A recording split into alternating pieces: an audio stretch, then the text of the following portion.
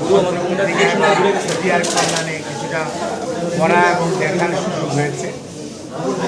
উনি বেশ কতগুলো কথা বলেছেন, সেনরাকে কি বলেছে বা মেহেদী হাসান যে প্রশ্ন করেছে এবং মেহেদী হাসানের প্রশ্নের উত্তরে মাননীয় প্রধান উপদেষ্টা যেটা বলেছেন তার মধ্যে যেটা মানুষের মধ্যে একটু ইভেন আমার মধ্যেও এক ধরনের প্রশ্নবোধক চিহ্ন হয়েছে যে বাংলাদেশের মিডিয়ায় আমরা দেখেছি যে আওয়ামী লীগকে নিষিদ্ধ করা হয়েছে, যদিও এ ব্যাপারে বাংলাদেশ জাতীয়তাবাদী দল বলেছিল এই নিষিদ্ধের বিষয়টা কাকে গ্রহণ করবে বা করবে না এটা জনগণের বিষয়। এটা কোনো অবস্থাতেই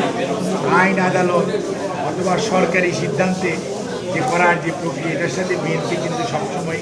দ্বিমত পোষণ করেছে। বিএনপি বলেছিল জনগণ সিদ্ধান্ত নেবে কারা অন্যায় অত্যাচার করেছে। বিএনপি সবসময় একটা কথা আমরা বলছি, এটা হচ্ছে দোজুয়ার এই গণহত্যাকারী এবং এটা যারা আদেশ দিয়েছে তাদেরকে আইনের আওতায় যথাযথ বিচার করুক এবং সেটি সাবেক প্রধানমন্ত্রী হোক, ওনার দলের বড় বড় নেতারা হোক অথবা দলের অন্যান্য যে কর্মীরা আছে যারা এগুলোর সাথে এবং সরকারি কর্মকর্তা কর্মচারী যারা অতি উৎসাহী হয়ে বিভিন্ন বাহিনীর লোক এবং অনেক সংস্থার লোক, সর্বোপরি আপনার প্রশাসন দেখেন, বিচারালয় দেখেন, অনেকে ওয়ান স্টেপ এহেড তারা অতিরিক্ত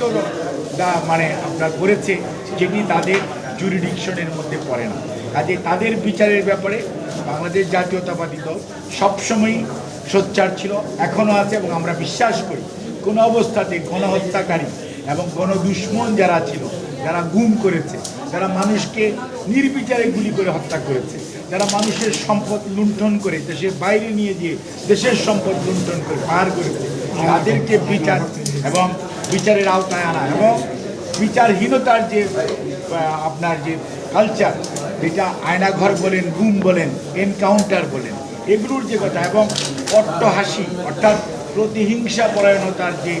চরম পরাকাষ্ঠা আপনারা দেখিয়েছে।